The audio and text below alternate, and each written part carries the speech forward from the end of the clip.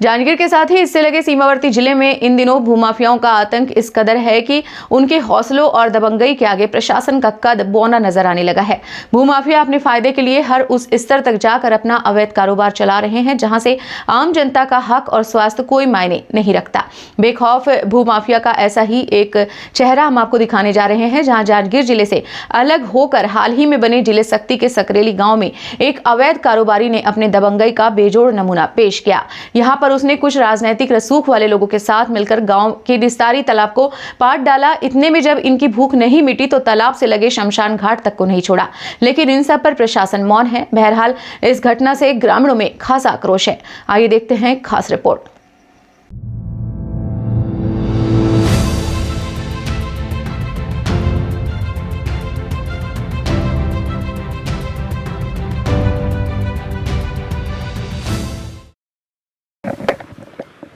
ये अभी मैं जिस जगह पे खड़ा हूँ, मेरे पीछे आप बच्चों को खेलते हुए देख पा रहे हैं।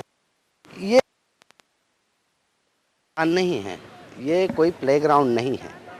यहाँ हकीकत में बात करें तो ये जो है ग्रामीणों के लिए एक निस्तारी का तालाब था।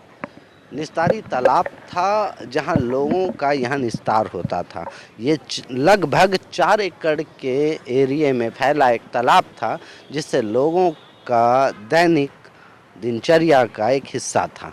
लेकिन अवैध कारोबारियों की वजह से ये जगह, अवैध कारोबारी प्रशासन के साथ इस तरीके से गठजोड़ कर अपने काले कारनामों को और मंसूबों को जिस तरीके से अंजाम दे रहे हैं, उसको सारे नियमों को पाट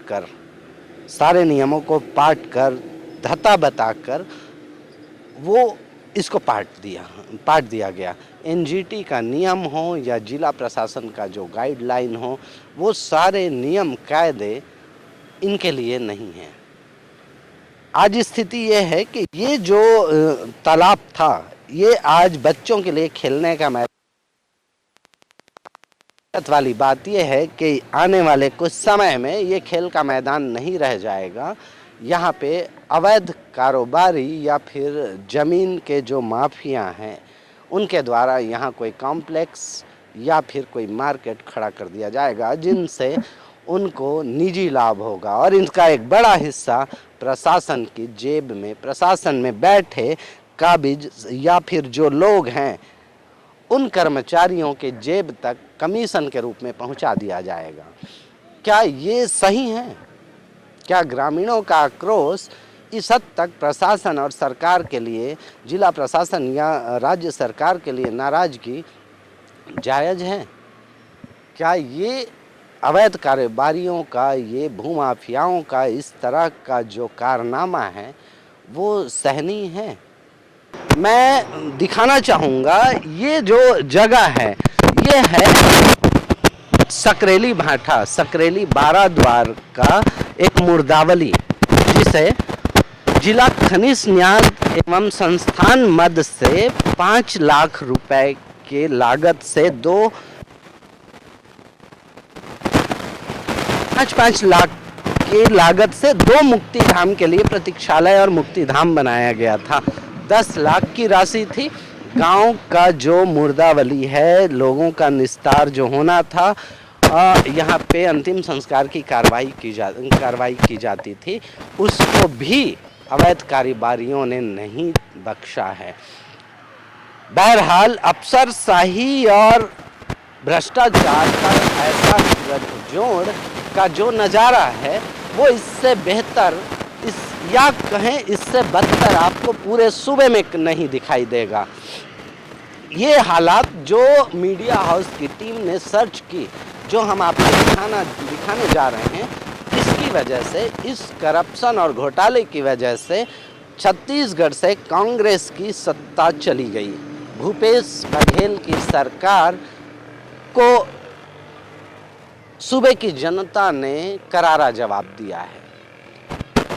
सवाल ये है कि किसानों के लिए लगातार काम करने वाले कांग्रेस की सरकार इस हद तक हार का सामना क्यों की? क्या ये वजह है कि भ्रष्टाचार और करप्शन पर जो अफसरशाही है, इस पर अंकुश ना लगा पाना कांग्रेस सरकार या कांग्रेस की सत्ता को या भूपेश बघेल की सरकार को महंगा पड़ा है? मैं आपको वो हाल दिखाने जा रहा हूँ। ये मेरे बाईं ओर जो है, ये 5 लाख की राशि से निर्मित वो भवन है, मुख्य नाम है, जिसको भी अवैध कारोबारियों ने, जमीन के दलालों ने पाट दिया। ये जो कारोबारी हैं उन्होंने, ये वो डस्ट है, मैं आपको दिखाना चाहूँगा, डस्ट है जिसके लिए एनजीटी ने काफ़ी मेहनत किया हुआ है। इसको पाट देने के लिए कड़े नियम तय किए हुए हैं, लेकिन सारे नियम यहाँ धराशायी और अवैध कारोबारियों की वजह से कुचलता हुआ नजर आ रहा है। ये डस्ट अगर मेरे हाथ में आता है तो मेरी हाथ की स्थिति ये है, आप देख सकते हैं ये कितना खतरनाक है। इसको कहीं भी पाटा नहीं जाता, डंप किया जाता, ये एनजीटी का निर्देश है, लेकिन उसके बावजूद भी इन कारोबारियों में किसी तरह का खौफ नहीं है और वो पाट दिया गया है। इसके लिए किसकी संलिप्तता रही होगी, ये सोचने वाली बात है। बहरहाल गांव के लोगों में, ग्रामीणों में इस बात को लेकर खासा आक्रोश, काफ़ी नाराजगी देखी जा रही है। बावजूद इसके प्रशासन के कानों में जूं तक नहीं रेंग रही है। क्या प्रशासन इस बात का इंतजार कर रही है कि गांव के लोग, ग्रामीण किसी उग्र आंदोलन की ओर अग्रसर हों?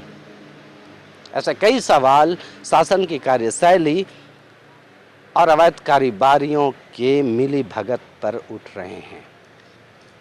इन सारी बातों का खुलासा मीडिया हाउस लगातार करते रहेगी। तब तक के लिए इजाज़त दीजिए, बने रहिए मीडिया हाउस के साथ।